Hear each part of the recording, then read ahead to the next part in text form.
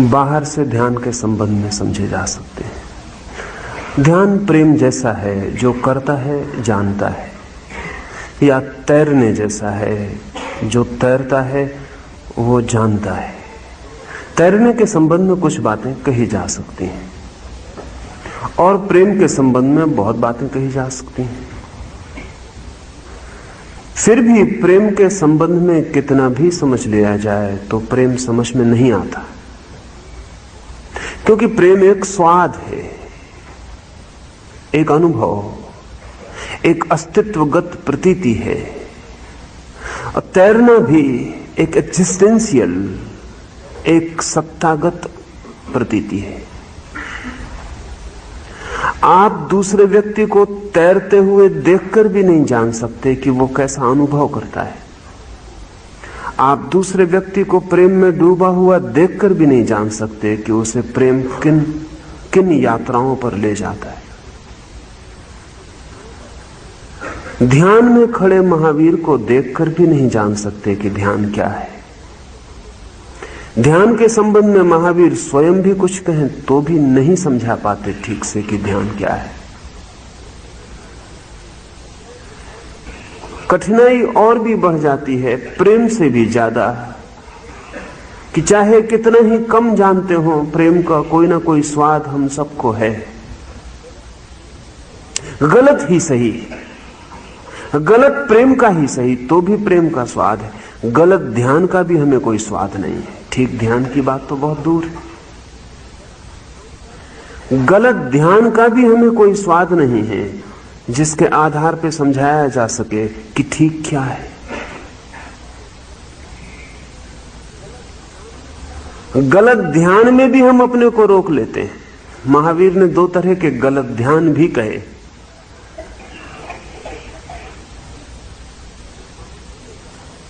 महावीर ने कहा है कि जो व्यक्ति तीव्र क्रोध में आ जाता है वो एक तरह के गलत ध्यान में आ जाता है।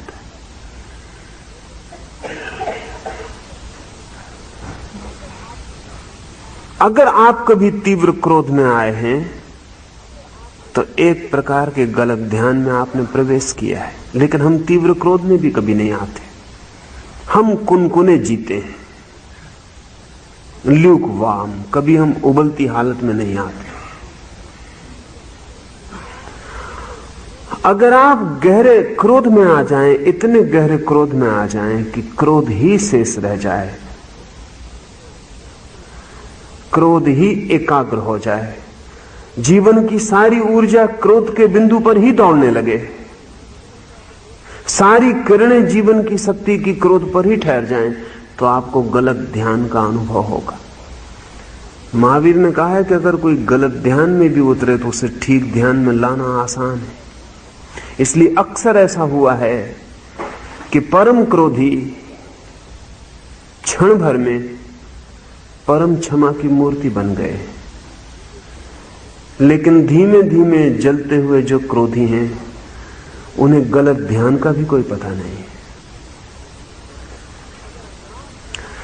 अगर राग पूरी तरह हो, वासना पूरी तरह हो, पैशन पूरी तरह हो, जैसा कि कोई मजनू या कोई फरियाद जब अपने पूरे राग से पागल हो जाता है तब वो भी एक तरह के गलत ध्यान में प्रवेश करता है। तब लैला के सिवाय मजनू को कुछ भी दिखाई नहीं पड़ता है। राह चलते दूसरे लोगों में भी वही दिखाई पड़ती है, खड़े हुए वृक्षों में वही दिखाई पड़ती है, चांद तारों में भी वही दिखाई पड़ती है। इसलिए तो हम उसे पागल कहते हैं। और लैला उसे जैसी दिखाई पड़ती है वैसी हमको किसी को भी दिखाई नहीं पड़ती। उसके गांव के लोग उसे बहुत समझाते रहे कि बहुत साधारण सी औरत है, तू पागल हो गया है। गांव के राजा ने मजनू को बुलाया और अपने परिचित मित्रों की 12 लड़कियों को सामने खड़ा किया जो कि सुंदरतम थी उस राज्य की। और राजा ने कहा कि तू पागल ना बन, तुझ पे दया आती है, तुझे सड़कों पर खड़े हुए रोते देखकर पूरा गांव पीड़ित है। तू इन 12 सुंदर लड़कियों में से जिससे चुन ले, मैं उसका विवाह तुझसे करवा दूं। लेकिन मजनू ने कहा कि मुझे सिवाय लैला के कोई यहां दिखाई नहीं पड़ता। और उस राजा ने कहा कि तू पागल हो गया है, लैला बहुत साधारण लड़की है। और मजनू ने कहा कि लैला को देखनी हो तो मजनू की आंख चाहिए, आपको लैला दिखाई नहीं पड़ सकती, और जिसे आप देख रहे हैं वो लैला नहीं है, उसे मैं देखता हूं। अब ये जो मजनू कहता है कि मजनू की आंख चाहिए, ये गलत ध्यान का एक रूप है। इतना ज्यादा कामासक्त है, इतना राग से भर गया है कि नैरो डाउन सारी चेतना एक बिंदु पर सिकुड़ कर खड़ी हो गई है। वो चेतना का बिंदु लैला बन गई है। महावीर ने इन्हें गलत ध्यान कहा। ये बहुत मजे की बात है कि महावीर जमीन पर अकेले आदमी हैं जिन्होंने गलत ध्यान की भी चर्चा की है। ठीक ध्यान की चर्चा बहुत लोगों ने की है। ये बड़ी विशिष्ट बात है कि महावीर कहते हैं है तो ये भी ध्यान उल्टा है, शीर्षासन करता हुआ है। जितना ध्यान मजनू का लैला पर लगा है, इतना मजनू का मजनू पर लग जाए तो ठीक ध्यान हो जाए। शीर्षासन करती हुई चेतना है, पर लगी है, दूसरे पर लगी है। दूसरे पर जब इतनी सिकुड़ जाती है चेतना, तब भी ध्यान ही फलित होता है, लेकिन उल्टा फलित होता है, सिर के बल फलित होता है। अपने ओर लग जाए इतनी ही चेतना तो ध्यान पैर पर खड़ा हो जाता है। सिर के बल खड़े हुए ध्यान से कोई गति नहीं हो सकती, इसलिए सिर के बल खड़े हुए सभी ध्यान सड़ जाते हैं, क्योंकि गत्यात्मक नहीं हो सकते। सिर के बल चलिएगा कैसे? पैर के बल चला जा सकता है। यात्रा करनी हो तो पैर के बल। चेतना जब पैर के बल खड़ी होती है, अपनी तरफ उन्मुख होती है, तब गति करती है। और ध्यान जो है वो डायनेमिक फोर्स है। उसे सिर के बल खड़े कर देने का मतलब है उसकी हत्या कर देनी। इसलिए जो लोग भी गलत ध्यान करते हैं वो आत्मघात में लगते हैं, रुक जाते हैं, ठहर जाते हैं। मजनू ठहरा हुआ है लैला पर, इस बुरी तरह ठहरा हुआ है कि जैसे तालाब बन गया।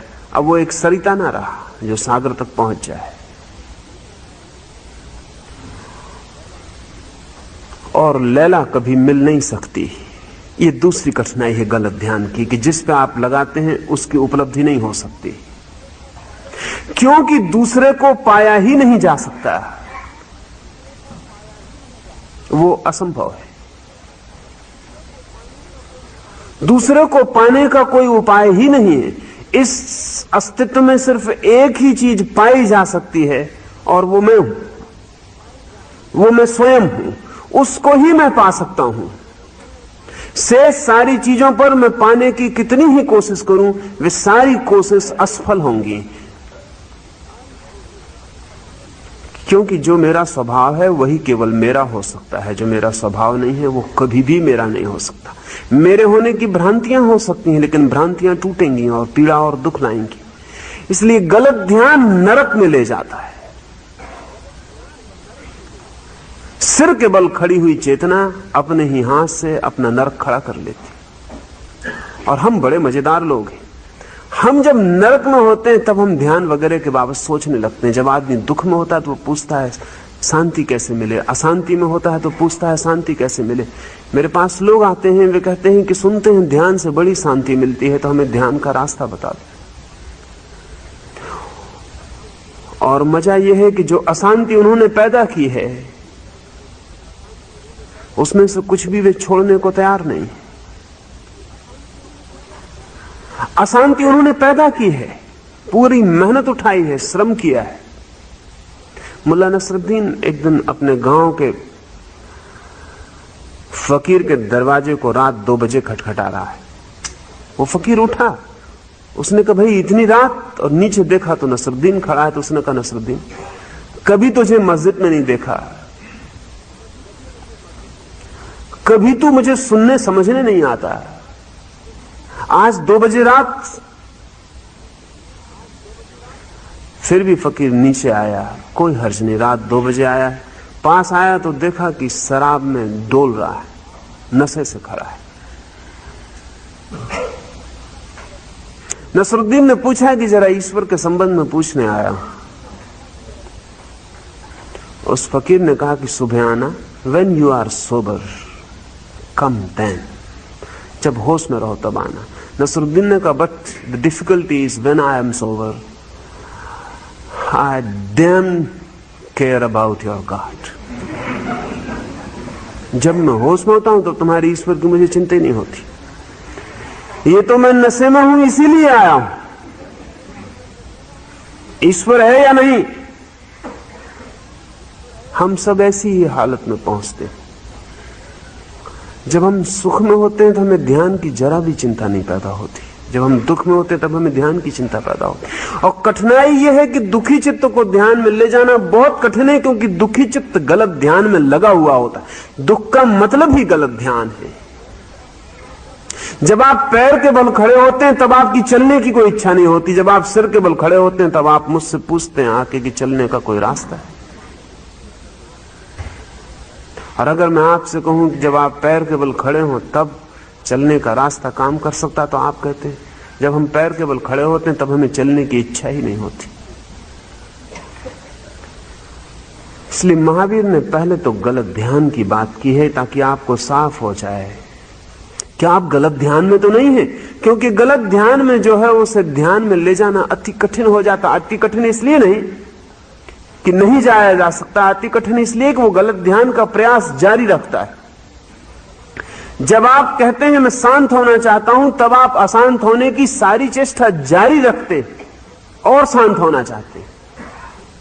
और अगर आपसे कहा जाए अशांत होने की चेष्टा छोड़ दीजिए, तो आप कहते हैं वो तो हम समझते हैं, लेकिन शांत होने का उपाय बताइए। और आपको पता ही नहीं है कि शांत होने के लिए कुछ भी नहीं करना पड़ता, सिर्फ अशांत होने की चेष्टा जो छोड़ देता है वो शांत हो जाता है। शांति कोई उपलब्धि नहीं है, अशांति उपलब्धि है। शांति को पाना नहीं है, अशांति को पा लिया है। अशांति का अभाव शांति बन जाती, और गलत ध्यान का अभाव ध्यान की शुरुआत हो जाती। तो गलत ध्यान का अर्थ है अपने से बाहर किसी भी चीज पर एकाग्र हो जाना। दी अदर ओरिएंटेड कॉन्शियसनेस, दूसरे की तरफ बहती हुई चेतना गलत ध्यान। और इसलिए महावीर ने परमात्मा को कोई जगह नहीं थी, क्योंकि परमात्मा की तरफ बहती हुई चेतना को भी महावीर कहते हैं गलत ध्यान। क्योंकि परमात्मा आप दूसरे की तरह ही सोच सकते हैं,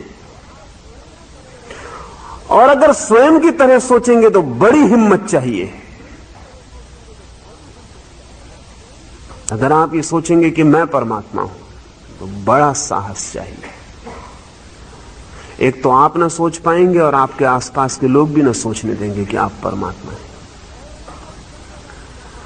और जब कोई सोचेगा कि मैं परमात्मा हूं तो फिर परमात्मा की तरह जीना भी पड़ेगा, क्योंकि सोचना खड़ा नहीं हो सकता जब तक आप जिए ना। सोचने में खून ना आएगा जब तक आप जिएंगे ना, हड्डी मांस मज्जा ना बनेगी जब तक आप जिएंगे ना। तो परमात्मा की तरह जीना अगर हो तब तो ध्यान की कोई जरूरत नहीं रह जाती। इसलिए महावीर कहते हैं परमात्मा को तो आप सदा दूसरे की तरह ही सोचेंगे। और इसलिए जितने धर्म परमात्मा को मानकर शुरू होते हैं उनमें ध्यान विकसित नहीं होता, प्रार्थना विकसित होती है। और प्रार्थना और ध्यान के मार्ग बिल्कुल अलग अलग हैं। प्रार्थना का अर्थ है दूसरे के प्रति निवेदन, ध्यान में कोई निवेदन नहीं है। प्रार्थना का अर्थ है दूसरे की सहायता की मांग, ध्यान में कोई सहायता की मांग नहीं। क्योंकि महावीर कहते हैं दूसरे से जो मिलेगा वो मेरा कभी भी नहीं हो सकता है, मिल भी जाए तो भी पहले तो मिलेगा नहीं। मैं मान ही लूंगा कि मिला, और दूसरे से मिला हुआ माना हुआ कि मिला हुआ है आज नहीं कल छूटेगा और दुख लाएगा, पीड़ा लाएगा। इसलिए महावीर कहते हैं अगर पीड़ा के बिल्कुल पार हो जाना है तो दूसरे से ही छूट जाना पड़े। दूसरे के साथ जो भी संबंध है वो टूट सकता है, परमात्मा के साथ संबंध भी टूट सकता है। संबंध का अर्थ ही होता है कि जो टूट भी सकता है। रिलेशनशिप का मतलब ही यह होता है कि जो बन सकती है टूट सकती है। महावीर कहते हैं जो बन सकता है वो बिगड़ सकता है, इसलिए बनाने की कोशिश ही मत करो। तुम तो उसे जान लो जो अनबना है, अनक्रिएटेड तुम्हारे भीतर है, कभी बना नहीं, इसलिए उसके मिटने का कोई डर नहीं। वही तुम्हारा हो सकता है, वही शाश्वत संपदा है। इसलिए महावीर को आसपास जो लोग नहीं समझ सके उन्होंने कहा नास्तिक है ये आदमी, और उन्हें ऐसा भी लगा कि अब तक जो नास्तिक हुए हैं उनसे भी गहन नास्तिक है, क्योंकि वे नास्तिक कम से कम इतना तो कहते थे कि ईश्वर के लिए प्रमाण दो तो हम मान लें। महावीर कहते हैं कि ईश्वर हो या ना हो इस धर्म का कोई संबंध नहीं है, क्योंकि दूसरे को जब भी मैं ध्यान में लेता हूं तो गलत ध्यान हो जाता है। इसलिए महावीर इसकी भी चिंता नहीं करते कि ईश्वर है या नहीं, इसके लिए कोई प्रमाण जुटाएं। निश्चित ही ईश्वरवादियों को महावीर गहन नास्तिक मालूम पड़े, नास्तिकों से भी ज्यादा। इसलिए तथाकथित आस्तिकों ने चार्वाक से भी ज्यादा निंदा महावीर की। और भी खतरा था, क्योंकि चार्वाक की निंदा करनी आसान थी, क्योंकि वो कह रहा था खाओ पियो मौज करो। महावीर की निंदा और मुश्किल पड़ गई, क्योंकि वो जो आस्तिक थे वो खा पी और मौज कर रहे थे। महावीर तो बिल्कुल ही नास्तिक जैसे नहीं थे, ये तो भोग में जरा भी रसातुर नहीं थे। इसलिए इनकी निंदा और भी कठिन और भी मुश्किल पड़ गई। आदमी तो ये इतने बेहतर थे जैसा कि बड़े से बड़ा आस्तिक हो पाए, शायद उससे भी ज्यादा बेहतर, क्योंकि बड़े से बड़ा आस्तिक भी दूसरे पर निर्भर रह जाता है। ऐसी स्वतंत्रता जैसी महावीर की है आस्तिक की नहीं हो पाती, या उस दिन हो पाती है जिस दिन या तो भक्त बिल्कुल मिट जाता है और भगवान रह जाता है, या भगवान बिल्कुल मिट जाता है और भक्त रह जाता है। जिस दिन एक ही बसता उस दिन हो पाती। महावीर प्रार्थना के पक्षपाती नहीं, उसे हम समझ लें। महावीर का ध्यान से अर्थ है स्वभाव में ठहर जाना, to be in one self. ध्यान से अर्थ है स्वभाव, जो मैं हूं जैसा मैं हूं वहीं ठहर जाना, उसी में जीना, उससे बाहर न जाना।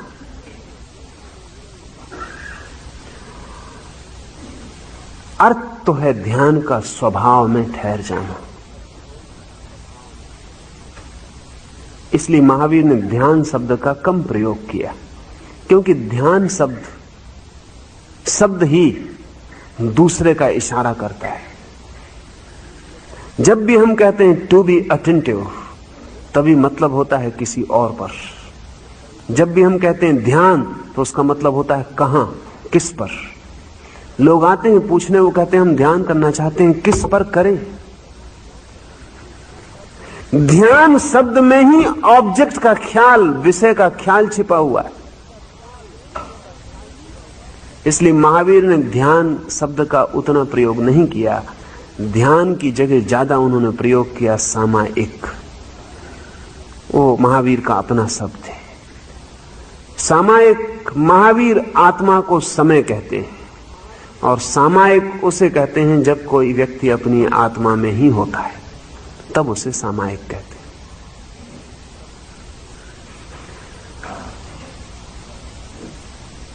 इधर एक बहुत अद्भुत काम चल रहा है वैज्ञानिकों के द्वारा। अगर वो काम ठीक ठीक हो सका तो शायद महावीर का शब्द सामायिक पुनरुज्जीवित हो जाए। वो काम ये चल रहा है कि आइंस्टीन ने, प्लांक ने और अन्य पिछले 50 वर्षों के वैज्ञानिकों ने ये अनुभव किया है कि इस जगत में जो स्पेस है वो 3 डायमेंशनल है। जो स्थान है, अवकाश है, आकाश है, वो 3 आयामों में बटा है। हम किसी भी चीज को 3 आयामों में देखते हैं, वो 3 डायमेंशनल है। लंबाई है, चौड़ाई है, मोटाई है। वो तीन आयाम में स्थान है। और ये तीनों के साथ समय, टाइम। अब तक बड़ी कठिनाई थी कि ये समय को कैसे इन तीन आयामों से जोड़ा जाए, क्योंकि जोड़ तो कहीं ना कहीं होना चाहिए। समय और क्षेत्र, टाइम और स्पेस कहीं जुड़े होने चाहिए, अन्यथा इस जगत का अस्तित्व नहीं बन सकता। इसलिए आइंस्टीन ने टाइम और स्पेस को अलग अलग बात करनी बंद कर दी और स्पेसियो टाइम एक शब्द बनाया कि समय और क्षेत्र एक ही है, काल क्षेत्र एक। और आइंस्टीन ने कहा कि समय जो है वो स्पेस का ही फोर्थ डायमेंशन है, वो क्षेत्र का ही चौथा आयाम है, वो अलग चीज नहीं है। पर आइंस्टीन के मरने के बाद इस पर और काम हुआ और पाया गया कि टाइम भी एक तरह की ऊर्जा, एनर्जी है, शक्ति है, वो जो चौथा आयाम है। और अब वैज्ञानिक ऐसा सोचते हैं कि मनुष्य का शरीर तो 3 आयामों से बना है और मनुष्य की आत्मा चौथे आयाम से बनी है। अगर ये बात सही हो गई तो चौथे आयाम का नाम टाइम है और महावीर ने 2500 साल पहले आत्मा को समय कहा, टाइम कहा। कई बार विज्ञान जिन अनुभूतियों को बहुत बाद में उपलब्ध कर पाता है, रहस्य में डूबे हुए संत उसे हजारों साल पहले देख लेते हैं। 10-15 वर्ष का वक्त है, इस बीच काम जोर से चल रहा है। बड़ा काम रूस के वैज्ञानिक कर रहे हैं और वे निरंतर इस बात के निकट पहुंचते जा रहे हैं कि समय ही मनुष्य की चेतना है।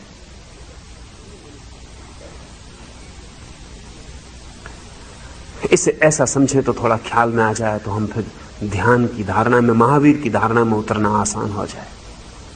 इसे ऐसा समझे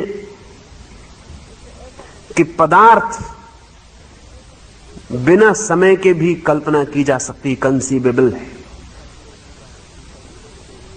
लेकिन चेतना बिना समय के कल्पना भी नहीं की जा सकती। सोच लें कि समय नहीं है जगत में तो पदार्थ तो हो सकता है, पत्थर हो सकता है, लेकिन चेतना ना हो सकेगी, क्योंकि चेतना की जो गति है वो स्थान में नहीं है, समय में। चेतना की जो गति है वो समय में नहीं है,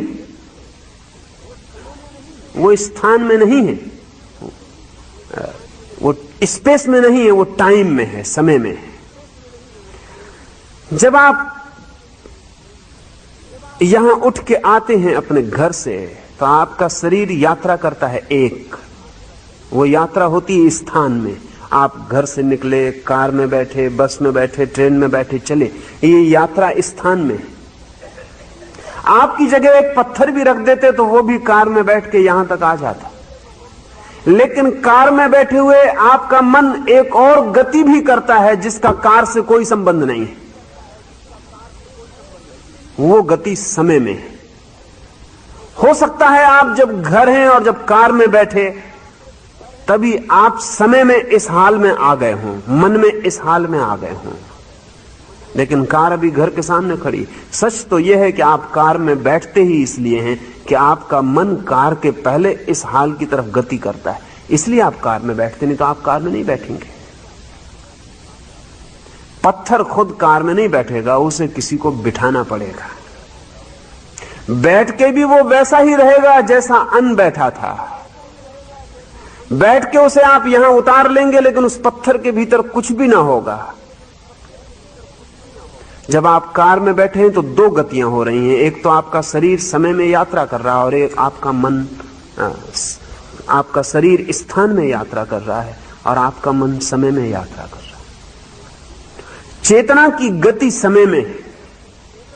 महावीर ने चेतना को समय ही कहा है और ध्यान को सामायिक कहा है।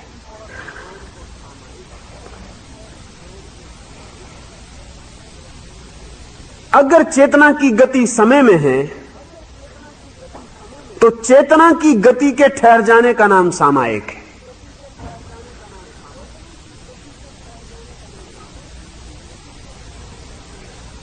शरीर की सारी गति ठहर जाए उसका नाम आसन है, और चित्त की सारी गति ठहर जाए उसका नाम ध्यान है।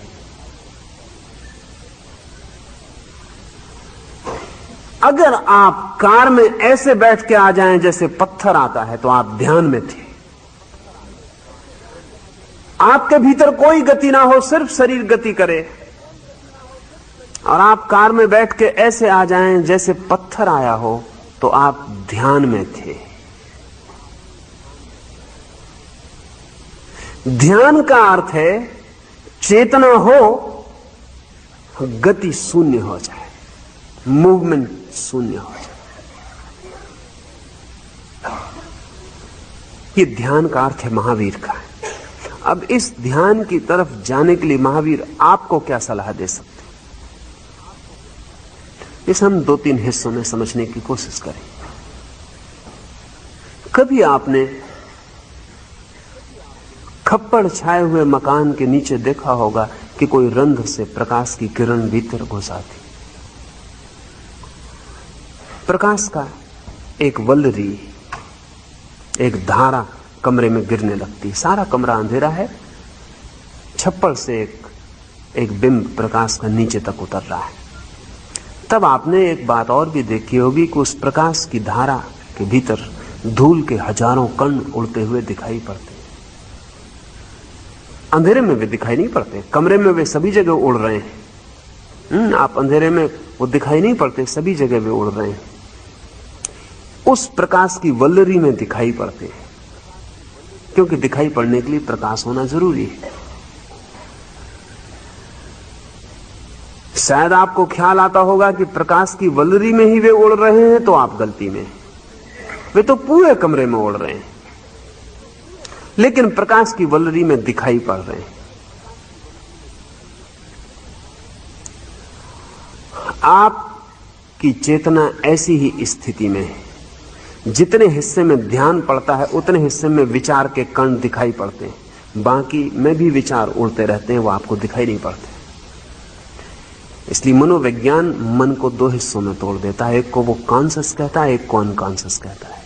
एक को चेतन, एक को अचेतन। चेतन उस हिस्से को कहता है जिस पर ध्यान पड़ रहा है, और अचेतन उस हिस्से को कहता है जिस पर ध्यान नहीं पड़ रहा।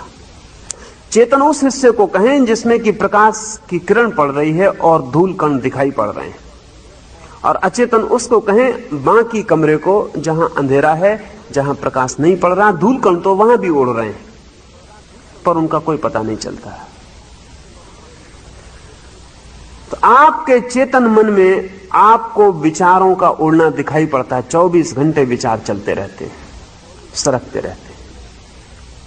कभी आपने ख्याल नहीं किया लेकिन कि जब प्रकाश की किरण उतरती है अंधेरे कमरे में, तो जो धूल का कण उसमें उड़ता हुआ आता है, आपने ख्याल किया वो आसपास के अंधेरे से उड़ता हुआ आता है, फिर प्रकाश की किरण में प्रवेश करता है, थोड़ी देर में फिर अंधेरे में चला जाता है। शायद आपको ये भ्रांति हो कि वो जब प्रकाश में होता है तभी उसका अस्तित्व है, तो आप गलती में। आने के पहले भी वो था, जाने के बाद भी वो है। आपने कभी अपने विचारों का अध्ययन किया कि वो कहां से आते हैं और कहां चले जाते हैं? शायद आप सोचते होंगे कि इधर से प्रवेश करते हैं और नष्ट हो जाते हैं, पैदा होते हैं और नष्ट हो जाते हैं। पैदा और नष्ट नहीं होते, आपके अंधेरे चित्त से आते हैं, आपके प्रकाशित चित्त में दिखाई पड़ते हैं, फिर अंधेरे चित्त में चले जाते हैं। अगर आप अपने विचारों को उठता देखने की कोशिश करें कि कहां से उठते हैं, तो धीरे धीरे आप पाएंगे कि वो आपके ही भीतर अंधेरे से आते हैं। और अगर आप उनके जन्म स्रोत पर ध्यान रखें तो धीरे धीरे आप पाएंगे कि वो आपको अंधेरे में भी दिखाई पड़ने लगे, और जब वे चले जाते हैं तब भी आपके सामने से भर जा रहे हैं, मिट नहीं रहे हैं। अगर आप उनका पीछा करें तो धीरे धीरे वे आपको अंधेरे में भी जाते हुए दिखाई पड़ेंगे। आप उनका अंधेरे में भी पीछा कर सकते हैं। चेतना विचार से भरी है, जैसे आकाश वायु से भरा है, ऐसी चेतना विचार से भरी है। जब वायु का धक्का लगता है आपको तो वायु का पता चलता है, जब धक्का नहीं लगता तो पता नहीं चलता है। जब कोई विचार आपको धक्का देता है तब आपको पता चलता, अन्यथा आपको पता भी नहीं चलता। विचार बहते रहते हैं। आप अपने 100 विचारों में से एक का भी मुश्किल से पता रखते हैं, बाकी 99 ऐसे ही बहते रहते। और भी मजे की बात है कि हवा तो धक्का देती तब पता भी चलता है, लेकिन आकाश का आपको कोई पता नहीं चलता क्योंकि वो धक्का भी नहीं देता। तो आपकी चेतना में जो विचार उड़ते रहते हैं उनका आपको पता चलता है, और चेतना का कभी पता नहीं चलता क्योंकि उसका कोई धक्का नहीं।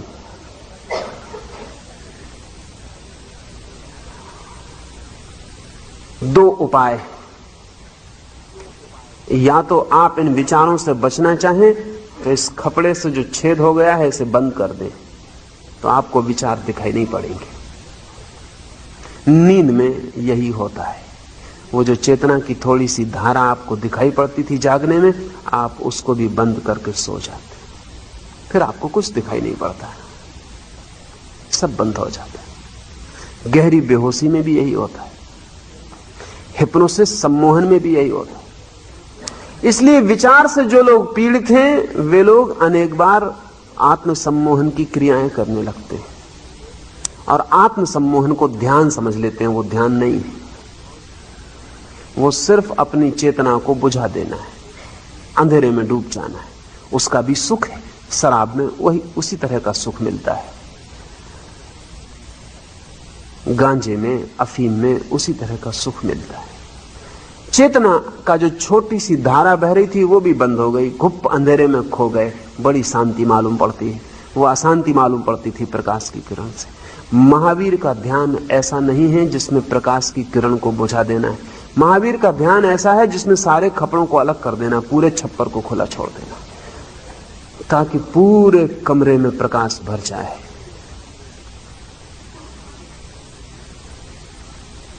ये भी बड़े मजे की बात है, जब पूरे कमरे में प्रकाश भर जाता है तब भी धूलकण दिखाई पड़ने बंद हो जाते।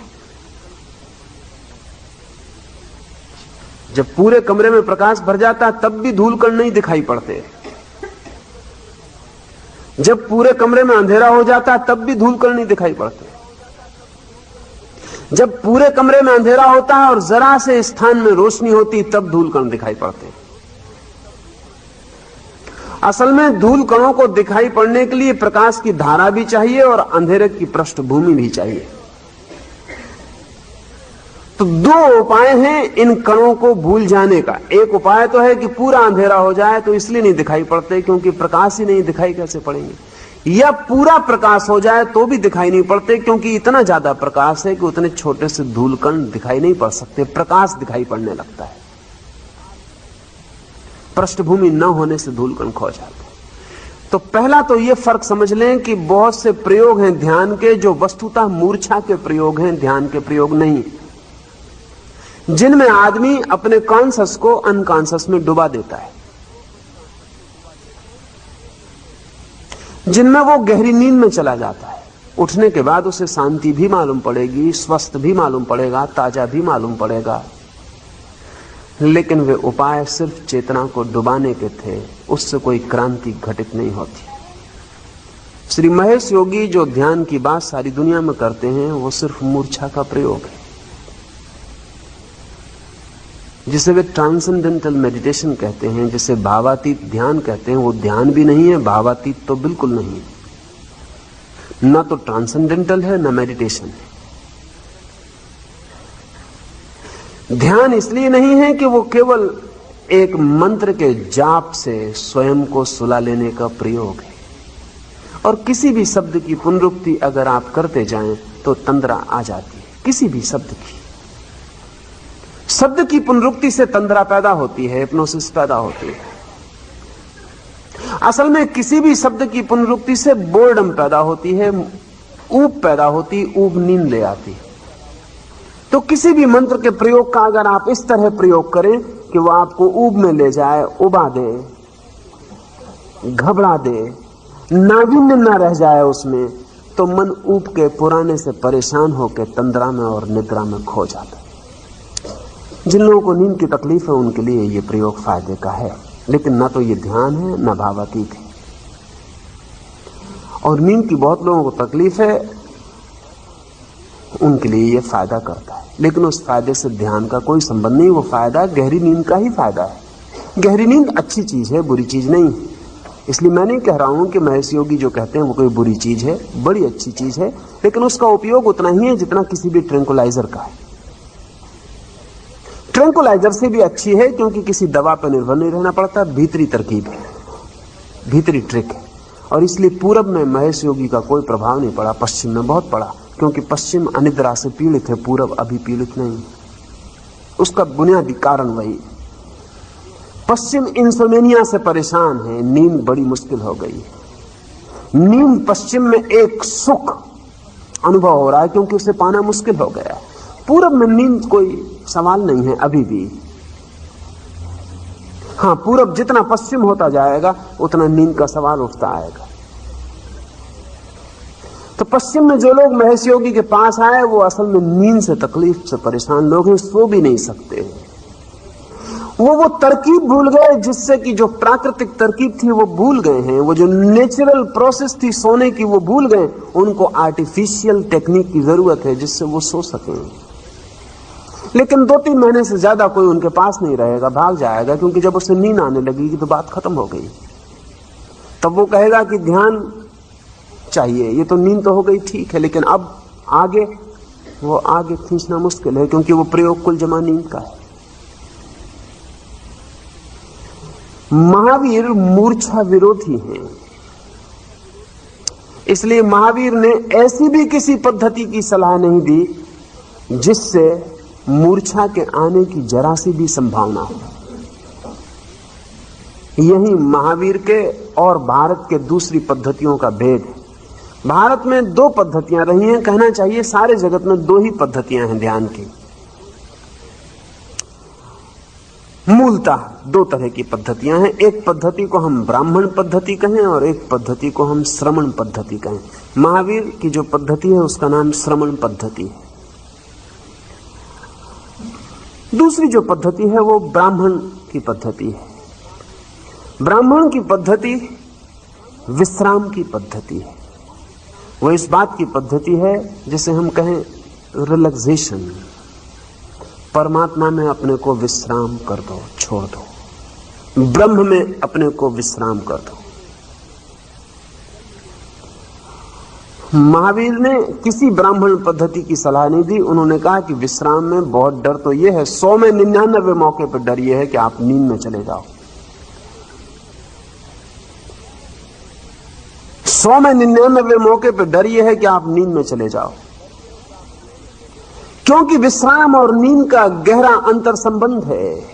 और आपके जन्मों जन्मों का एक ही अनुभव है कि जब भी आप विश्राम में गए हो तभी आप नींद में गए हो।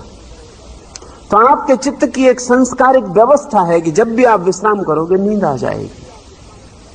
इसलिए जिनको नींद नहीं आती उनको डॉक्टर सलाह देता है रिलैक्सेशन का, शिथिलीकरण का, शवासन का, कि तुम विश्राम करो, शिथिल हो जाओ तो नींद आ जाएगी। इससे उल्टा भी सही है, अगर कोई विश्राम में जाए तो बहुत डर यह है कि वो नींद में ना चला जाए। इसलिए जिसे विश्राम में जाना है उसे बहुत दूसरी और प्रक्रियाओं का सहारा लेना पड़ेगा जिनसे नींद रुकती हो, अन्यथा विश्राम नींद बन जाता है। महावीर ने उन पद्धतियों का उपयोग नहीं किया। महावीर ने जो पद्धतियों का उपयोग किया वो विश्राम से उल्टी है, इसलिए उनकी पद्धति का नाम है श्रमण। कहते हैं श्रम पूर्वक ध्यान में जाना है, विश्राम पूर्वक नहीं। और श्रम पूर्वक ध्यान में जाना बिल्कुल उल्टा है विश्राम पूर्वक ध्यान में जाने के। अगर किसी आदमी से हम कहते हैं विश्राम करो तो हम कहते हैं हाथ पैर ढीले छोड़ दो, सुस्त हो जाओ, शिथिल हो जाओ, ऐसे हो जाओ जैसे मुर्दा हो गए।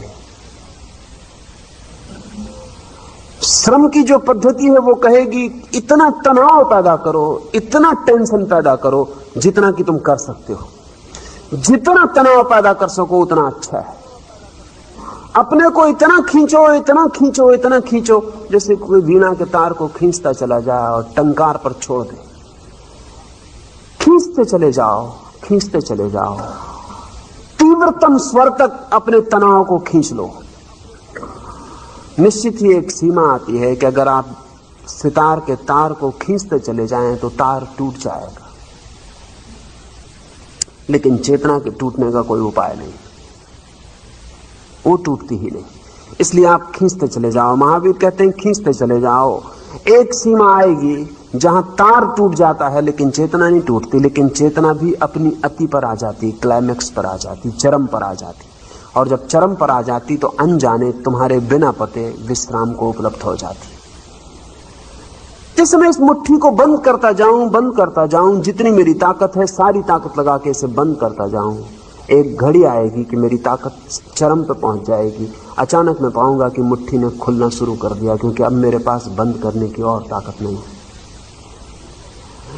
मुट्ठी को बंद करके खोलने का भी उपाय है, और ध्यान रहे जब मुट्ठी को पूरी तरह बंद करके खोला जाता है तब जो विश्राम उपलब्ध होता है वो बहुत अनूठा है। वो नींद में कभी नहीं ले जाता, वो सीधा विश्राम में ले जाता। 100 में 99 मौके विश्राम में जाने के हैं, नींद में जाने का मौका नहीं। क्योंकि आदमी ने इतना श्रम किया है, इतना खींचा है, इतना ताना है, इस तनाव के लिए उसे इतने जागरण में जाना पड़ेगा कि उस जागरण से वो एकदम नींद में नहीं जा सकता, विश्राम में चला जाए। तो महावीर की पद्धति श्रम की पद्धति है, चित्त को इतने तनाव पर ले जाना। तनाव दो तरह का हो सकता है। एक तनाव तो किसी दूसरी चीज के लिए हो सकता है, उसके लिए महावीर कहते हैं वो गलत ध्यान है। एक तनाव स्वयं के प्रति हो सकता है, उसे महावीर कहते हैं वो ठीक ध्यान। इस ठीक ध्यान के लिए कुछ प्रारंभिक बातें हैं, उनके बिना इस ध्यान में नहीं उतरा जा सकता। उनके बिना उतरिएगा तो विक्षिप्त हो सकते हैं। एक तो ये 10 सूत्र जो मैंने कल तक कहे हैं ये अनिवार्य हैं, इनके बिना उस प्रयोग को नहीं किया जा सकता। क्योंकि इन 10 सूत्रों के प्रयोग से आपके व्यक्तित्व में वो स्थिति, वो ऊर्जा और वो शक्ति आ जाती है जिनसे आप चरम तक अपने को तनाव में ले जा सकते हैं। इतनी सामर्थ्य और क्षमता आ जाती है कि आप विक्षिप्त नहीं हो सकते। अन्यथा अगर कोई महावीर के ध्यान को सीधा शुरू करे तो वो विक्षिप्त हो सकता है, वो पागल हो सकता है। इसलिए भूल के भी इस प्रयोग को सीधा नहीं करना है। वो 10 हिस्से अनिवार्य हैं और इसकी प्राथमिक भूमिकाएं हैं ध्यान की, वो मैं आपसे कह दूं।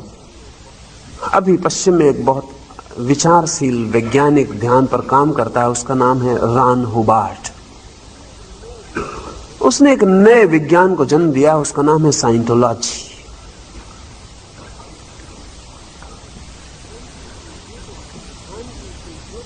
ध्यान की उसने जो जो बातें खोजबीन की हैं वो महावीर से बड़ी मेल खाती हैं। इस समय पृथ्वी पर महावीर के ध्यान को निकटतम कोई आदमी समझ सकता है तो वो रॉन हुबार्ट है। जैनों को तो उसके नाम का भी पता नहीं होगा।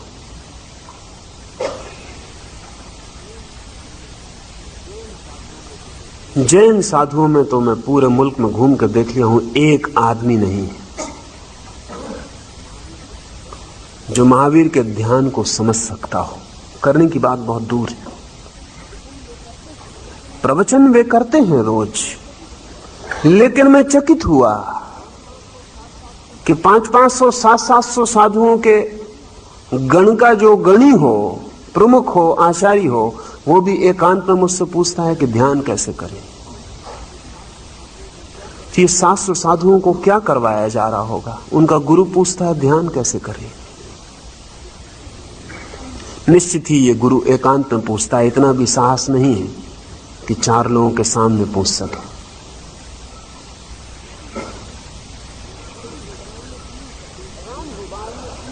रॉन हुबार्ट ने 3 शब्दों का प्रयोग किया है ध्यान की प्राथमिक प्रक्रिया में प्रवेश के लिए। वे तीनों शब्द महावीर के। रॉन हुबार्ट को महावीर के शब्दों का कोई पता नहीं है, उसने तो अंग्रेजी में प्रयोग किया है। उसका एक शब्द है रिमेम्बरिंग, दूसरा शब्द है रिटर्निंग और तीसरा शब्द है रीलिविंग। ये तीनों शब्द महावीर के। रिटर्निंग से आप अच्छी तरह परिचित हैं, प्रतिक्रमण।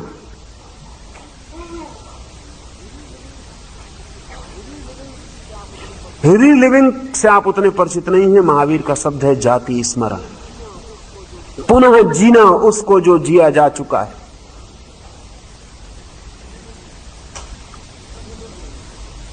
और रिमेम्बरिंग महावीर ने, बुद्ध ने, दोनों ने स्मृति,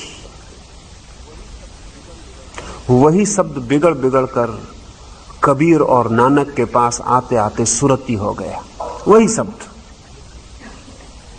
स्मृति। रिमेम्बरिंग से हम सब परिचित हैं, स्मृति से। सुबह आपने भोजन किया था, आपको याद है, लेकिन स्मृति सदा आंशिक होती है, क्योंकि जब आप भोजन की याद करते हैं सांझ को कि सुबह आपने भोजन किया था, तो आप पूरी घटना को याद नहीं कर पाते, क्योंकि भोजन करते वक्त बहुत कुछ घट रहा था। चौके में बर्तन की आवाज आ रही थी, भोजन की सुगंध आ रही थी, पत्नी आसपास घूम रही थी, उसकी दुश्मनी आपके आसपास झलक रही थी, बच्चे उपद्रव कर रहे थे, उनका उपद्रव आपको मालूम पड़ रहा था, गर्मी थी कि सर्दी थी वो आपको छू रही थी, हवाओं के झोंके आ रहे थे कि नहीं आ रहे थे, वो सारी स्थिति थी। भीतर भी आपको भूख कितनी लगी थी, मन में कौन से विचार चल रहे थे, कहां भागने के लिए आप तैयारी कर रहे थे, यहां खाना खा रहे थे, मन कहां जा चुका था, ये टोटल सिचुएशन थी। जब आप शाम को याद करते हैं तो सिर्फ इतने ही करते हैं कि सुबह 12 बजे भोजन किया था, ये आंशिक है। जब आप भोजन कर रहे होते हैं तो भोजन की सुगंध भी होती है, स्वाद भी होता है। आपको पता नहीं होगा कि अगर आपकी नाक और आंख बिल्कुल बंद कर दी जाएं तो आप प्याज में और सेव में कोई फर्क ना बता सकेंगे स्वाद में। आंख पे पट्टी बांध दी जाए और नाक पे पट्टी बांध दी जाए और बंद कर दी जाए और कहा जाए आपके ओंठ पर क्या रखा है, अब आप इसको चख के बताइए, तो आप प्याज में और सेव में भी फर्क ना बता सकेंगे, क्योंकि प्याज और सेव का असली फर्क आपको स्वाद से नहीं चलता, गंध से चलता और आंख से चलता है। स्वाद से पता नहीं चलता आपको। तो बहुत घटनाएं भोजन की सिचुएशन में हैं, वो आपको याद नहीं आती। आंशिक याद है कि 12 बजे भोजन किया था। इसको रिटर्निंग, दूसरा जो प्रतिक्रमण है, उसका अर्थ है पूरी की पूरी स्थिति को याद करना, पूरी स्थिति को याद करना। लेकिन पूरी स्थिति को भी याद करने में आप बाहर बने रहते हैं। रीलिविंग का अर्थ है पूरी स्थिति को पुनः जीना। अगर महावीर के ध्यान में जाना है तो रात सोते समय एक प्राथमिक प्रयोग अनिवार्य है। सोते समय करीब करीब वैसी ही घटना घटती है जैसा बहुत बड़े पैमाने पर मृत्यु के समय घटती है। आपने सुना होगा कि कभी पानी में डूब जाने वाले लोग एक क्षण में अपने पूरे जीवन को रिलिव कर लेते हैं। कभी कभी पानी में डूबा हुआ कोई आदमी बच जाता है तो वो कहता है कि जब मैं डूब रहा था और बिल्कुल मरने के करीब निश्चित हो गया था, तो एक क्षण में जैसे पूरी जिंदगी की फिल्म मेरे सामने से गुजर गई। पूरी जिंदगी की फिल्म एक क्षण में मैंने देख डाली, और ऐसी नहीं देखी कि स्मरण की हो, इस तरह देखी कि जैसे मैं फिर से जी लिया।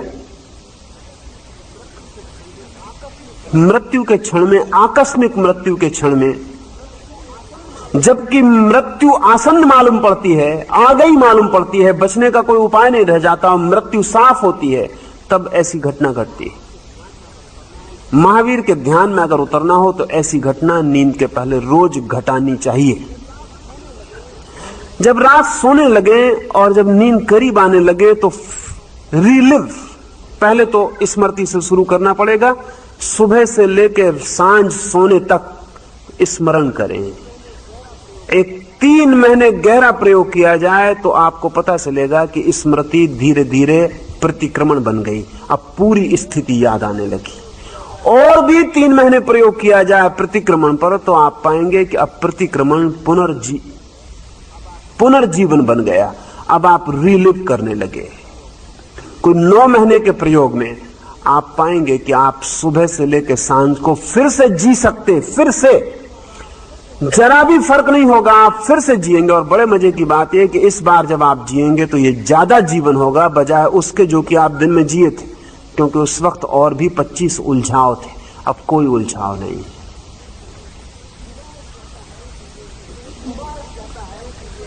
हुबार्ड कहता है कि ये ट्रैक पर वापस लौट के फिर से यात्रा करनी, उसी ट्रैक पर। जैसे कि टेप रिकॉर्ड को आपने सुन लिया 10 मिनट, उल्टा आया, फिर 10 मिनट वही सुना, या फिल्म आपने देखी, फिर से फिल्म देखी,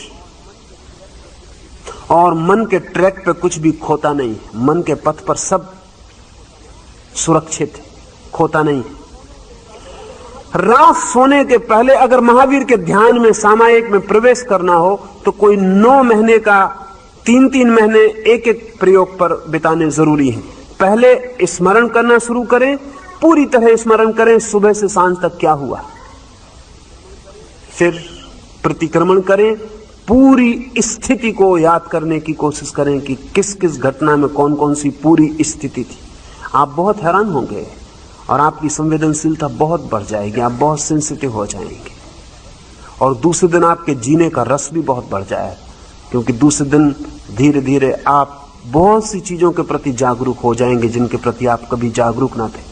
जब आप भोजन कर रहे हैं तब बाहर वर्षा भी हो रही, तब उसके बूंदों की टाप भी आपके कान सुन रहे हैं, लेकिन आप इतने संवेदनहीन हैं कि आपके भोजन में वो बूंदों का स्वर जुड़ नहीं पाता। तब बाहर की जमीन पर पड़ी हुई नई बूंदों की गंध भी आ रही, लेकिन आप इतने संवेदनहीन हैं कि वो गंध आपके भोजन में जुड़ नहीं पाती। तब खिड़की में फूल भी खिले हैं, लेकिन फूलों का सौंदर्य आपके भोजन में संयुक्त नहीं हो पाता। आप संवेदनहीन हैं, इनसेंसिटिव हो गए।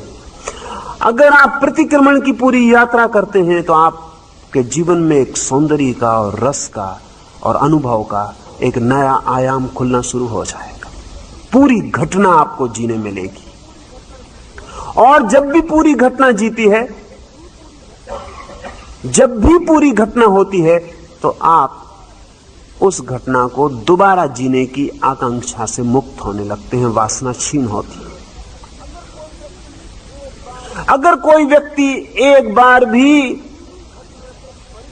किसी भी घटना से परिपूर्णतया बीत जाए, गुजर जाए, तो उसका इच्छा उसे रिपीट करने की, दोहराने की फिर नहीं होती।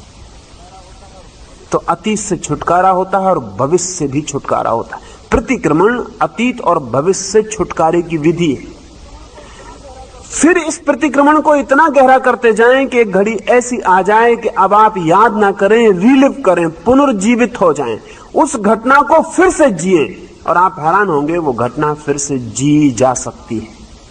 और जिस दिन आप उस घटना को फिर से जीने में समर्थ हो जाएंगे, उस दिन रात सपने बंद हो जाएंगे, क्योंकि सपने में वही घटनाएं आप फिर से जीने की कोशिश करते हैं और तो कुछ नहीं करते। अगर आप होश पूर्वक रात सोने के पहले पूरे दिन को पूरा जी लिए हैं तो आपने निपटारा कर दिया, क्लोज्ड हो गया। अब कुछ याद करने की जरूरत ना रही, पुनः जीने की जरूरत ना रही। जो जो छूट गया था वो भी फिर से जी लिया गया, जो जो रस अधूरा रह गया था, जो जो अनकंप्लीट अपूर्ण रह गया था, वो पूरा कर लिया गया। जिस दिन आदमी रिलिव कर लेता है उस दिन रात सपने विदा हो जाते और निद्रा जितनी गहरी हो जाती, सुबह जागरण उतना ही प्रगाढ़ हो जाता है। सपने जब विदा हो जाते हैं नींद में तो दिन में विचार कम हो जाते हैं। ये सब संयुक्त घटनाएं। जब रात स्वप्न रहित हो जाती है तो दिन विचार शून्य होने लगता है, विचार रिक्त होने लगता है। इसका यह मतलब नहीं कि आप फिर विचार नहीं कर सकते, इसका यह मतलब है कि फिर आप विचार कर सकते हैं, लेकिन करने का ऑब्सेशन नहीं रह जाता। जरूरी नहीं रह जाता कि करें ही। अभी तो आपको मजबूरी में करना पड़ता है, आप चाहें तो भी कि ना करें तो भी करना पड़ता है। और जिस विचार को आप चाहते हैं ना करें उसे और भी करना पड़ता है। अभी आप बिल्कुल गुलाम हैं, अभी मन आपकी मानता नहीं। महावीर से अगर पूछें तो विक्षिप्त का यही लक्षण है, जिसका मन उसकी नहीं मानता। विक्षिप्त का यही लक्षण, पागल का यही लक्षण। तो हम में पागलपन की मात्राएं हैं, किसी का जरा कम मानता है, किसी का जरा ज्यादा मानता है, किसी का थोड़ा और ज्यादा मानता है। कोई अपने भीतर ही भीतर करता रहता है, कोई जरा बाहर करने लगता है वही काम। बस इतनी मात्राओं के फर्क हैं, डिग्रीज ऑफ मैडनेस। क्योंकि जब तक ध्यान ना उपलब्ध हो तब तक आप विक्षिप्त होंगे ही। ध्यान का अभाव विक्षिप्तता है। ध्यान को उपलब्ध व्यक्ति के स्वप्न शून्य हो जाते हैं।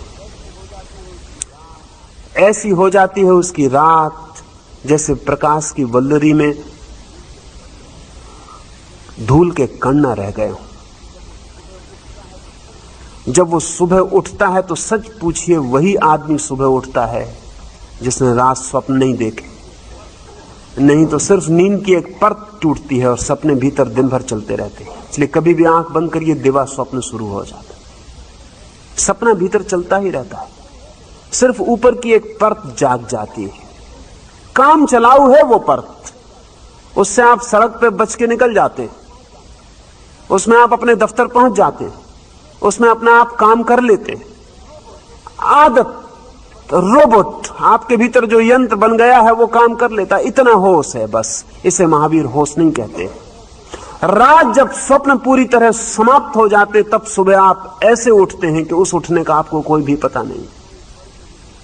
वो उठने में इतना ही फर्क है जैसे किसी ने एक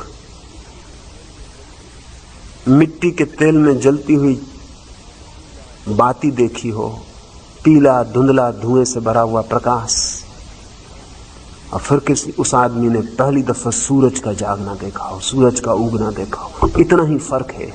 अभी जिसे आप जागना कहते हैं वो ऐसा ही मद्दी सी, पीली सी, धीमी सी लौ है। जब रात स्वप्न समाप्त हो जाते हैं तब आप सुबह उठते हैं जैसे सूरज जगा। उस जागी हुई चेतना में विचार आपके गुलाम हो जाते हैं, मालिक नहीं होते। और महावीर कहते हैं जब तक विचार मालिक हैं तब तक ध्यान कैसे हो पाएगा। विचार की मालिकियत आपकी होनी चाहिए, तब ध्यान हो सकता है।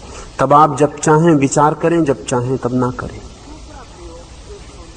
तो दूसरा प्रयोग, एक तो नींद के साथ, दूसरा प्रयोग सुबह जागने के साथ। जैसे ही जागें वैसे ही प्रतीक्षा करें उठकर कि कब पहला विचार आता है।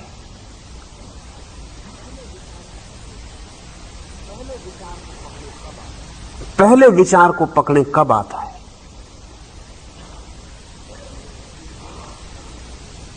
धीरे धीरे आप हैरान होंगे, बहुत हैरान होंगे कि जितना आप जाग के पहले विचार को पकड़ने की कोशिश करते हैं उतनी ही देर से आता है। कभी घंटों लग जाएंगे और पहला विचार नहीं आएगा। और ये घंटा जो है विचार रहित, ये आपकी चेतना को शीर्षासन से सीधा खड़ा करने में सहयोगी बनेगा। आप पैर के बल खड़े हो सकेंगे। क्योंकि अगर घंटा भर तो बहुत दूर है, अगर 1 मिनट के लिए भी कोई विचार ना आए तो आपको विचार नरक है यह अनुभव होना शुरू हो जाएगा, और निर्विचार होना आनंद है, स्वर्ग है, यह अनुभव होना शुरू हो जाए। 1 मिनट को भी विचार ना आए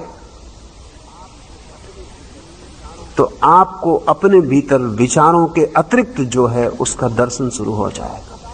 तब धूल नहीं दिखाई पड़ेगी, प्रकाश की वल्लरी दिखाई पड़ेगी।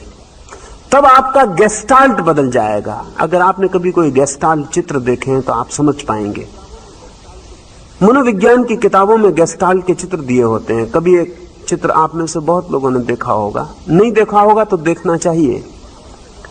एक बूढ़ी का चित्र बना होता है, बूढ़ी स्त्री का चित्र बना होता है। बहुत से गेस्टाल्ट चित्र हैं।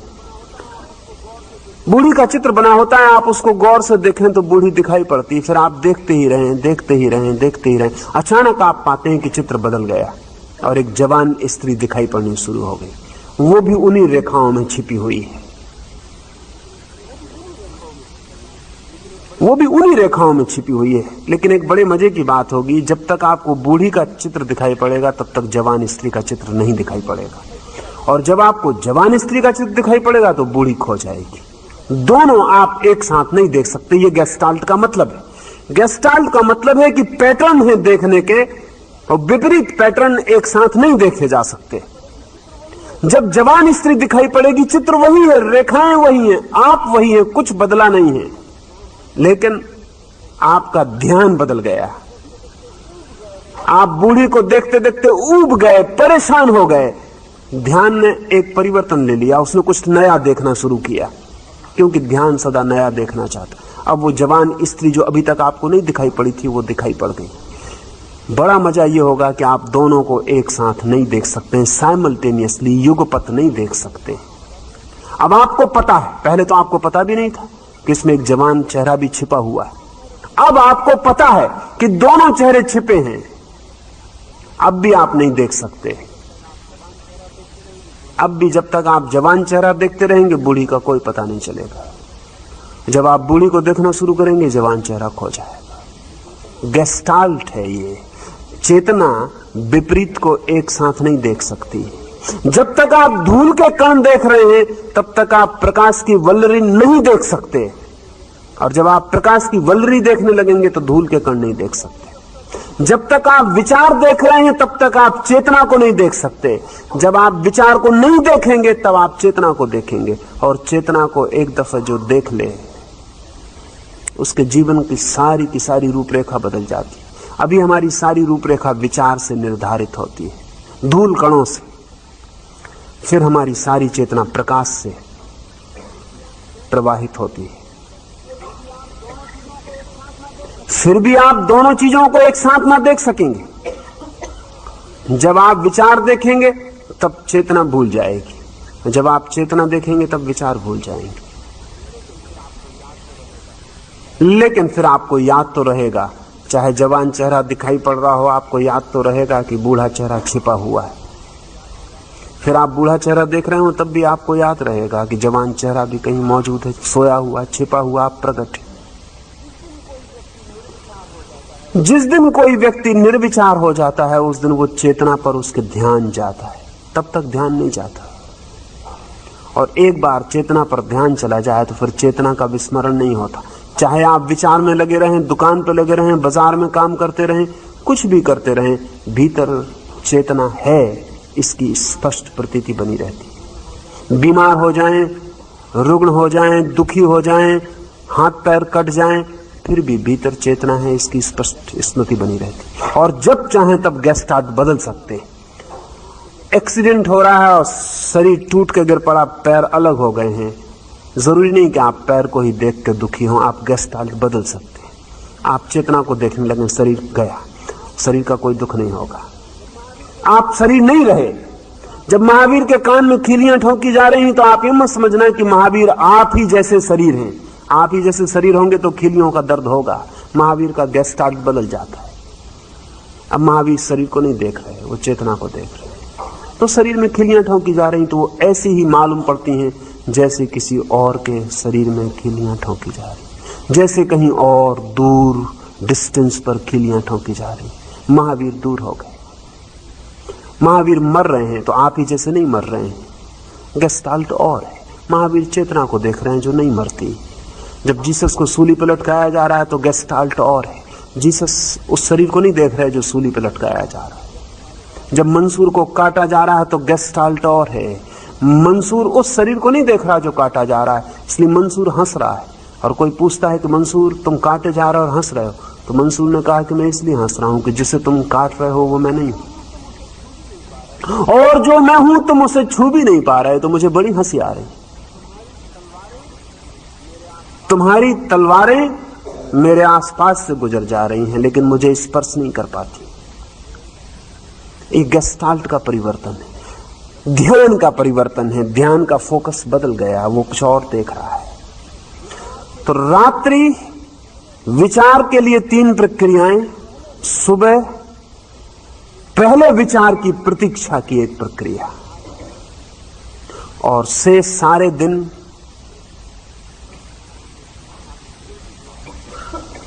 साक्षी का भाव, विटनेसिंग।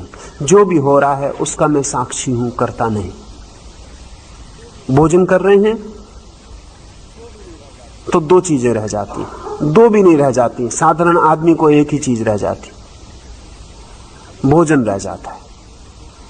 अगर थोड़ा बुद्धिमान आदमी है तो 2 चीजें होती हैं, भोजन होता है, भोजन करने वाला होता है। बुद्धिमान से मेरा मतलब जो थोड़ा सोच समझ के जीता है। जो बिल्कुल ही गैर सोच समझ के जीता है, भोजन ही रह जाता है। इसलिए वो ज्यादा भोजन कर जाता है, क्योंकि भोजन करने वाला तो मौजूद नहीं था। कल उसने तय किया था कि इतना ज्यादा भोजन नहीं करना है, 25 दफा तय कर चुका है कि इतना ज्यादा भोजन नहीं करना है। ये बीमारी पकड़ती है, ये रोग आ जाता है, रोग से दुखी होता है, तब कहता है ये भोजन इतना नहीं करना है, तय कर लिया। कल जब फिर भोजन करने बैठता है तो ज्यादा भोजन कर जाता है, वही चीजें खा लेता जो नहीं खानी थी। क्यों? भोजन करने वाला मौजूद ही नहीं रहता, सिर्फ भोजन रह जाता। भोजन ने तो तय नहीं किया था, इसलिए भोजन को जितना करवाना है करवा देता है।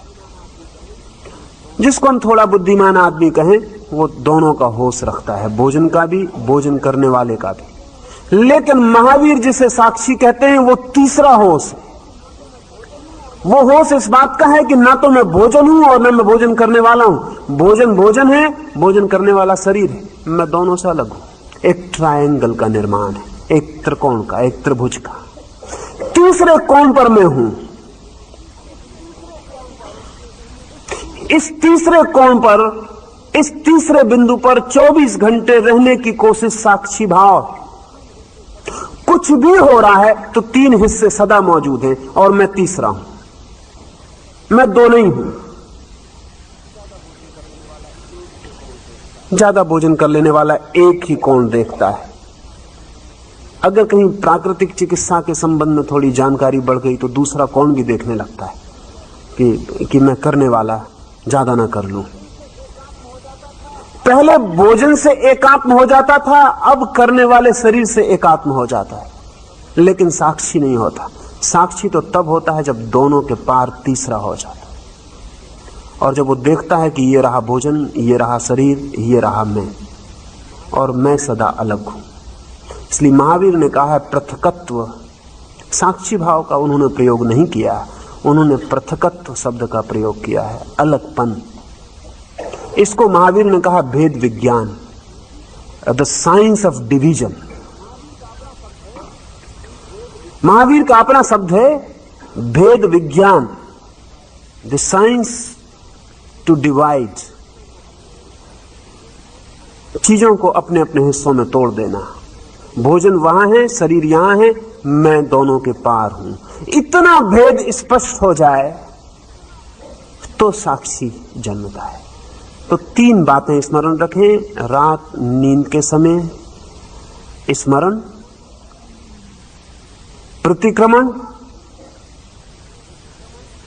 पुनर्जीवन। सुबह पहले विचार की प्रतीक्षा, ताकि अंतराल दिखाई पड़े और अंतराल में गेस्टाल्ट बदल जाए। धूल कण दिखाई पड़े, प्रकाश की धारा स्मरण में आ जाए। और पूरे समय 24 घंटे उठते बैठते सोते तीसरे बिंदु पर ध्यान, तीसरे पर खड़े रहना।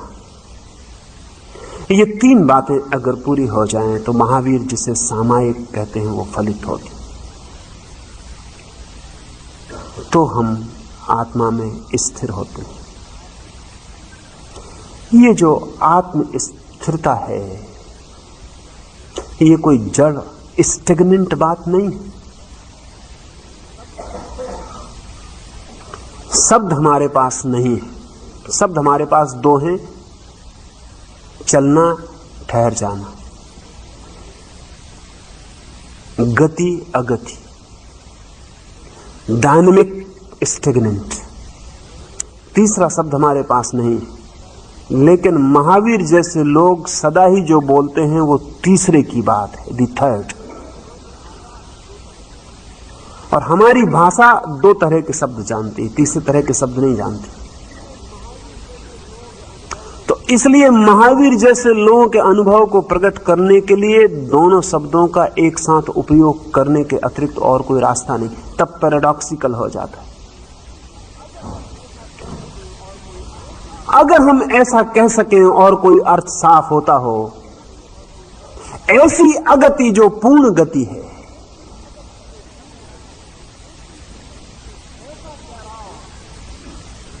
ऐसा ठहराव जहां कोई ठहराव नहीं है, मूवमेंट विदाउट मूवमेंट, तो शायद हम खबर दे पाए। क्योंकि हमारे 2 शब्द हैं और महावीर जैसे व्यक्ति तीसरे बिंदु से जीते, और तीसरे बिंदु की अब तक कोई भाषा नहीं पैदा हो सकी, शायद कभी हो भी नहीं सकेगी। नहीं हो सकेगी इसलिए कि भाषा के लिए द्वंद्व जरूरी है। आपको कभी ख्याल नहीं आता कि भाषा कैसा खेल है। अगर आप डिक्शनरी में देखने जाएं तो वहां लिखा हुआ है पदार्थ क्या है जो मन नहीं, और जब आप मन को देखने जाएं तो वहां लिखा है मन क्या है, जो पदार्थ नहीं। तो कैसा पागलपन। न पदार्थ का कोई पता है, न मन का कोई पता है, लेकिन व्याख्या बन जाती, दूसरे के इंकार करने से व्याख्या बना लेते।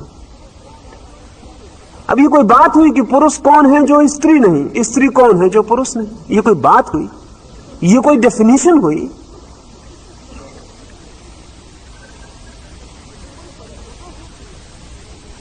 ये कोई परिभाषा हुई?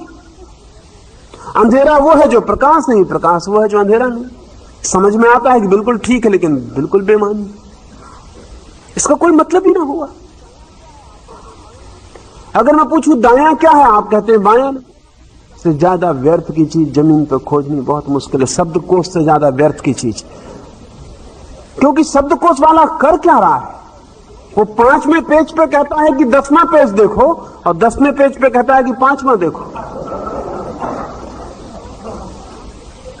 अगर मैं आपके गांव में आऊं और आपसे पूछूं कि रहमान कहां रहते हैं, आप कहें कि राम के पड़ोस में। मैं पूछूं राम कहां रहते हैं, आप कहें रहमान के पड़ोस में। इससे क्या अर्थ होता है? हमें अज्ञात की परिभाषा उससे करनी चाहिए जो ज्ञात हो, तब तो कोई मतलब होता है। हम एक अज्ञात की परिभाषा दूसरे अज्ञात से करते हैं। One unknown is defined by another unknown.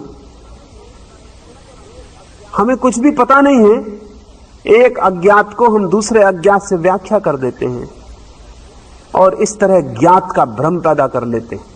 Knowledge, ज्ञान का जो हमारा भ्रम है, वो इसी तरह खड़ा हुआ है। मगर इससे काम चल जाता है, इससे काम चल जाता है। काम चलाऊ है ये ज्ञान, पर इससे कोई सत्य का अनुभव नहीं होता। महावीर जैसे व्यक्ति की तकलीफ यह है कि वो तीसरे बिंदु पर खड़ा होता है जहां चीजें तोड़ी नहीं जा सकती, जहां द्वंद्व नहीं रह जाता, जहां दो नहीं रह जाते, जहां अनुभूति एक बनती है। और उस अनुभूति को वो किससे व्याख्या करे? क्योंकि हमारी सारी भाषा ये कहती है कि ये नहीं, तो किससे व्याख्या करे? वो ज्यादा से ज्यादा इतना ही कह सकता है निषेधात्मक, लेकिन वो निषेधात्मक भी ठीक नहीं है।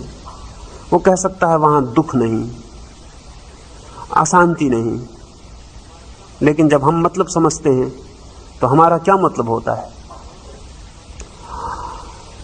अशांति और शांति हमारे लिए द्वंद्व है।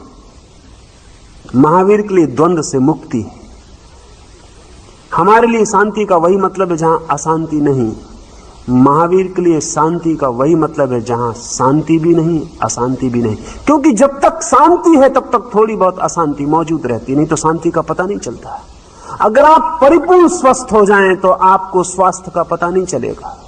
थोड़ी बहुत बीमारी चाहिए स्वास्थ्य के पता होने के, या आप पूरे बीमार हो जाएं तो भी बीमारी का पता नहीं चलेगा, क्योंकि बीमारी के लिए भी स्वास्थ्य का होना जरूरी, नहीं तो पता नहीं चलता।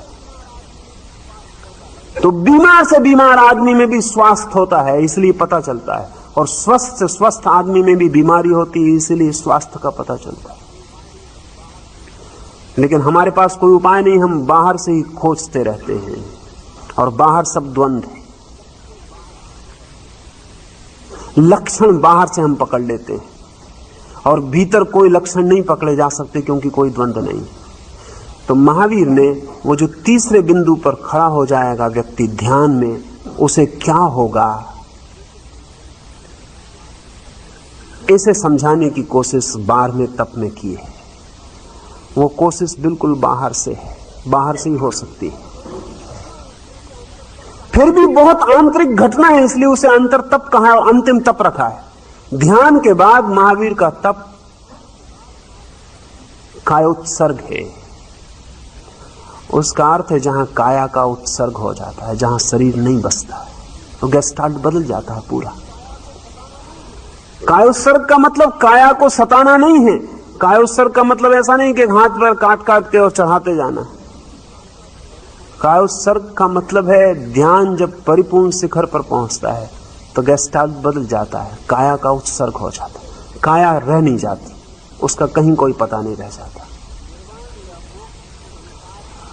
निर्वाण या मोक्ष संसार का खो जाना है, जस्ट डिसअपियरेंस। आत्मानुभव काया का खो जाना है। आप कहेंगे महावीर को 40 वर्ष जिए वो, ध्यान के अनुभव के बाद भी काया थी, वो आपको दिखाई पड़ रही है, वो आपको दिखाई पड़ रही है। महावीर को अब कोई काया नहीं, अब कोई शरीर नहीं, महावीर का काया उत्सर्ग हो गया, लेकिन हमें तो दिखाई पड़ रही। इसलिए बुद्ध के जीवन में बड़ी अद्भुत घटना है। जब बुद्ध मरने लगे तो शिष्यों बहुत दुख पीड़ा, सारे रोते इकट्ठे हो गए, लाखों लोग इकट्ठे हुए और उन्होंने कहा कि अब हमारा क्या होगा। लेकिन बुद्ध ने कहा, पागलों, मैं तो 40 साल पहले मर चुका। फिर कहने लगे कि माना कि ये शरीर है, लेकिन इस शरीर से भी हमें प्रेम हो गया। लेकिन बुद्ध ने कहा, ये शरीर तो 40 साल पहले विसर्जित हो चुका।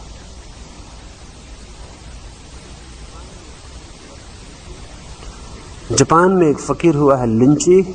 एक दिन अपने उपदेश में उसने कहा कि ये बुद्ध से झूठा आदमी जमीन पर कभी नहीं हुआ,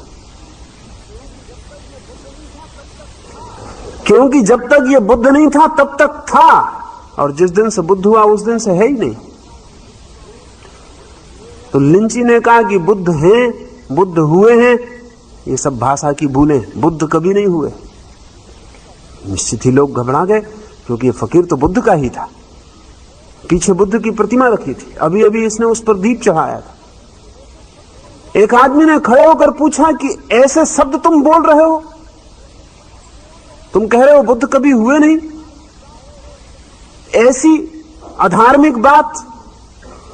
लिंची ने कहा, जिस दिन से मेरे भीतर काया खो गई उस दिन मुझे पता चला, तुम्हारे लिए मैं अभी भी हूं, लेकिन जिस दिन से सच में मैं हुआ उस दिन से मैं बिल्कुल नहीं हो गया हूं।